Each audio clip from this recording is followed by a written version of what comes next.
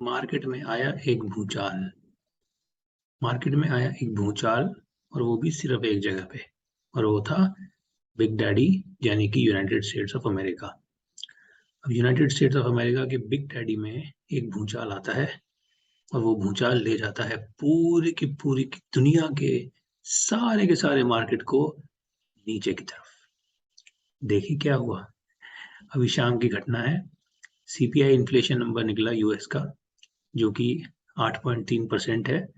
Expected शायद 8.1 था market को, और ये अगस्त का नंबर है। अब तो यूएस में देखिए इन्फ्लेशन तो कम हो नहीं रही है। शायद जून में 9 थी, 9.1 थी। जुलाई में मेरे ख्याल में 8.5 हुई थी कम होके। अगस्त में लोग एक्सपेक्ट कर रहे थे कि 8.1% होगा, लेकिन एक्चुअल नंबर निकला है 8.3। तो एक्सपेक्टेशन जो थी 8.1 उससे 8.3 यानी कि 0.2% ज्यादा। अब इससे हुआ क्या, ये देखें। स्क्रीन शेयर करके बताता हूँ जल्दी से। पूरी दुनिया के सारे मार्केट ऊपर से नीचे तक हिल चुके हैं। कैसे हिल चुके हैं ये देखो आप। ये है यूएस का सबसे बड़ा इंडेक्स, S&P 500 इंडेक्स का 4 आवर चार्ट। ये है उसका फ्यूचर्स 24 आवर्स जो चलता है, तो ये 24 घंटा चलता है। ये 24 आवर्स का फ्यूचर्स चलता है यूएस का S&P 500 का। ये उसका 4 आवर का चार्ट है। ये शुरू होता है, फॉल शुरू होता है शाम को 6 बजे अपने टाइम के हिसाब से। आपको नीचे देख सकते हैं आप, 13 सितंबर 6 बजे। अभी मैंने 15 मिनट का चार्ट खोल रखा है। तो 6 बजे ये भाई साहब शुरू होते हैं 4141 4141 पे, और ये रुकते हैं नीचे 4040 पे, सीधा 100 पॉइंट्स नीचे। अभी फिलहाल 10:15 बज रहे हैं रात के, और ये प्राइस है 3982 पे। तो लगभग 150 पॉइंट्स, यहाँ से भी 50-60 पॉइंट और ज्यादा नीचे ये उतर चुका है। ये तो हो गया यूएस का इंडेक्स। अब इन्फ्लेशन नंबर ज्यादा आ गया तो मार्केट गिर गया।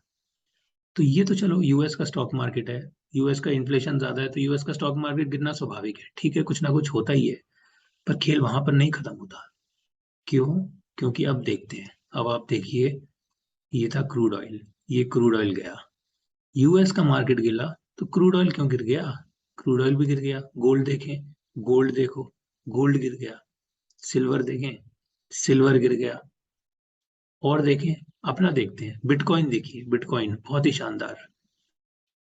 ये गया बिटकॉइन, आहा हा, क्या फॉल है। 22,500 से सीधा 20,800 पे 1500 पॉइंट बिटकॉइन नीचे, सिर्फ और सिर्फ। इसको भी 15 मिनट पे खोल के देखते हैं, तो ये देखिए शाम को 6 बजे एग्जैक्टली उसी समय ये वहां से भी यहाँ से गिरना चालू होते हैं, और अभी तक गिरते ही चले जा रहे हैं। क्या बात है। अब देख लेते हैं इंडिया का मार्केट। इंडिया में क्या होता है। अपना SGX निफ्टी, सिंगापुर में जो निफ्टी फ्यूचर चल रहा है, वो भी देखिए। तो उसको भी 15 मिनट पे देख लेते हैं। शाम को 5:55 यानी कि 6 बजे ये भी गिरना चालू होता है, और ये यहाँ पे जाके रुक गए। तो सबसे पहले तो अपने लिए जो मेन कंसर्न है वो निफ्टी का है, क्योंकि looking at this price action रात भर में अब प्राइस वापस वहां पे जाना जहां पे हम बंद हुए थे, यानी कि 18,070 पे, उसके चांसेस बहुत कम है, क्योंकि ऑलरेडी हम 17,800 पे हैं। 250 पॉइंट करीब ऑलरेडी नीचे आ चुके हैं। हैविंग सेड दैट, मुझे नहीं लगता कि मार्केट वापस क्लोज होगा। तो अगर आपकी बुलिश पोजीशंस हैं, अगर आपने ऑलरेडी बुलिश पोजीशन बना रखी है, कॉल ले रखी है, या फिर कुछ स्टॉक्स खरीद रखे हैं स्विंग्स के लिए, स्विंग ट्रेड के लिए अगले 2-3 दिन के लिए, तो मेरे हिसाब से 15 मिनट रुकिए। 9:15 से 9:30, 9:30 बजे अगर फिर भी मार्केट नीचे ही होता है, तो बेस्ट स्ट्रेटेजी यही है कि लॉस बुक कर लो और फिर उसके बाद start afresh. Having said that, देखते हैं कि अब क्या। यहाँ अभी फिलहाल जो अपना SGX निफ्टी है वो 17,800 पे रुका हुआ है। 17,800 ये एक इंटरेस्टिंग सपोर्ट रेजिस्टेंस जोन है। यहाँ पर पहले 25 अगस्त को यहाँ टकराया था 17,800 पे। 30 अगस्त को फिर से टकराया था, तो 30 अगस्त को जो बहुत बड़ी रैली हुई थी वो 17,800 पे रुकी थी। उसके बाद 17,800 क्रॉस हुआ था 8 सितंबर को, यानी कि पिछले हफ्ते थर्सडे को। फ्राइडे को 9 सितंबर वापस 17,800 पे घूम के ऊपर गया है। तो ये जो 17,800 जो है, ये एक बहुत ही इंटरेस्टिंग और बहुत ही इंपॉर्टेंट सपोर्ट रेजिस्टेंस जोन है। अपने SGX निफ्टी के लिए। यानी कि अगर यहाँ से SGX निफ्टी रुकता है और वापस जाने की कोशिश करता है तो मैं तो इसको फिर भी एक बुलिश सिग्नल ही मानूंगा। और अभी मैं नहीं कहूंगा कि अपना मार्केट उतना वीक हुआ है। जो यूएस का 500 S&P फ्यूचर्स है वो लगभग 3.5% नीचे है।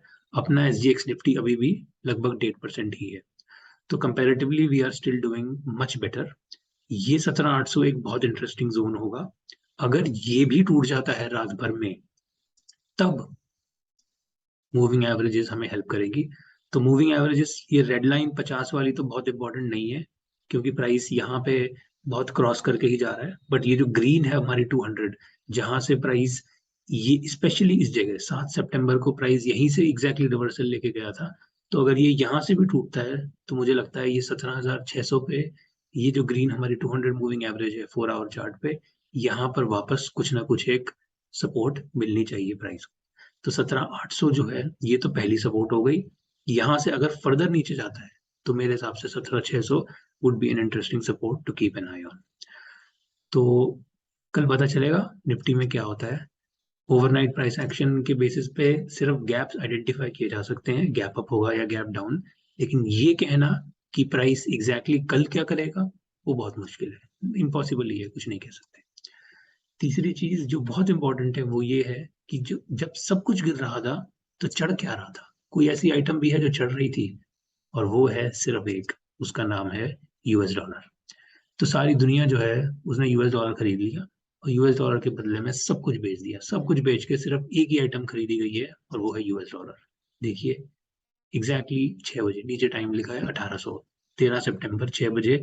ये US डॉलर इंडेक्स है DXY। ये US डॉलर इंडेक्स कहाँ से कहाँ गया है, सीधा 107.8 से ऊपर 109, 2 पॉइंट ऊपर, और अभी ये 109.65 पे चल रहा है। तो सारी की सारी जो बाइंग हुई है ना भाई लोगों, वो बाइंग हुई है US डॉलर में। ठीक है, सब बाकी सब कुछ बिका है। और US डॉलर इंडेक्स ऊपर जाएगा तो यूरो नीचे जाएगा, पाउंड नीचे जाएगा, येन नीचे जाएगा। येन कौन सा है? यस, हाँ, US डॉलर येन है तो US डॉलर येन ऊपर जाएगा।